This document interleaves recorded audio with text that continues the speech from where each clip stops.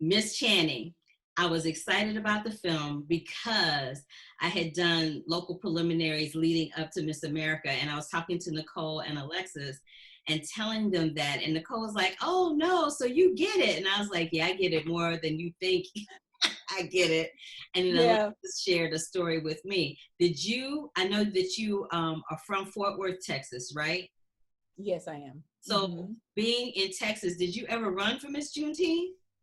No, and I'm clearly nostalgic because here I am making an entire movie about it. But I think for me, I would go to Miss Juneteenth in my formative years, and I got such a fondness for, have such fond memories of seeing all those beautiful young Black women on stage. And I when I think about it as an adult, it was confidence building for me. I got to see young women that look like me, because you said that you were in the competitions leading up to Miss America, right? I mean, it was my version of Miss America, and it was local, it was community. It was something that I could attain.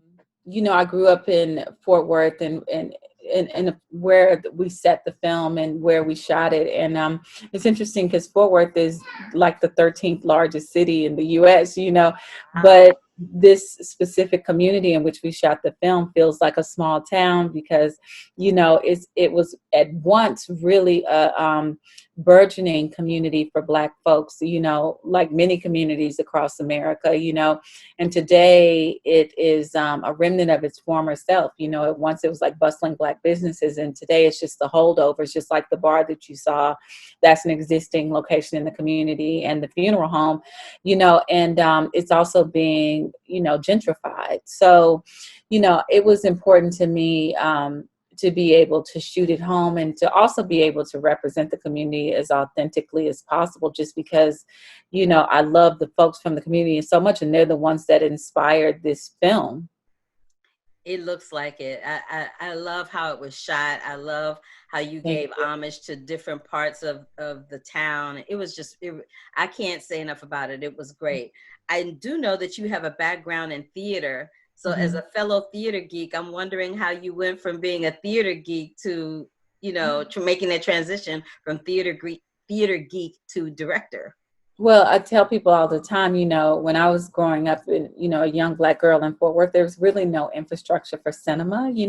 I didn't even understand the different roles. And what was available to me was community theater. And I can remember specifically like a small community theater that my mom would take me to, and it was called Sojourner Truth Theater. And so I got to see plays go from the, be built from the ground up. And I saw at, a young age, Pearly, I saw For Colored Girls, they would also bring, now, it blows my mind, but they would bring prolific actors through Sojourner Truth. So when I was a young girl, got to see Ruby Dee and Ossie Davis. And I think it planted these seeds of storytelling. I would later go on to I love literature. I love Toni Morrison and Alice Walker, Gloria Nyler, Maya Angelou, obviously, Dr. Maya Angelou, I apologize. And no, I have to pay deference. She's everything to me. And it just planted these seeds of wanting to see multi-layered stories, and I could read their books, and I could visually see them in my head. And those are the kind of stories, and obviously with Black women up front. So those are the kind of stories that I want to continue to tell. But there's a line, something about her saying, well, if you're pretty, you always know what to do with it. And apparently her mama didn't know what to do with it, because look where her mama is. Okay. Now you're going to make me think hard about that line. I'm going to have to go track it down. But yeah, I really, and I wish, I don't think you got a chance to talk to Laurie Hayes, who plays the mother, but I just have to give you an aside about that. Like, she came in and read for the role, and she brought this, I saw the role in an entirely new, different way. Like, she was so irreverent and so graceful at the same time. And she had this really she was dignified, but also you saw something that was bubbling right beneath the surface.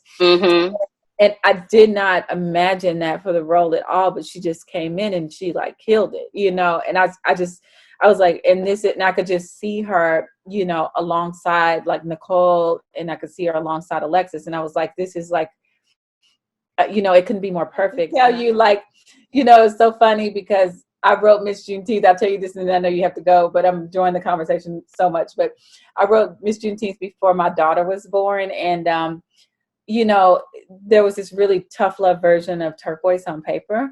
And then, like, right around the time that I found out we were going to be able to make the movie, you know, I found out that I was pregnant. And I was like, oh my gosh. So, like, this has been her journey all along. And she really is a gift because I was able to approach the movie. I think the movie is so much more sensitive and delicate because I became a mother, you know, around that time. And I understood Turquoise's love for Kai in a different way, you know, like I understood her hope for the future, and I also understood her sense of understood a sense of joy, and that's what I wanted to bring to the role, and hopefully you see that in the film.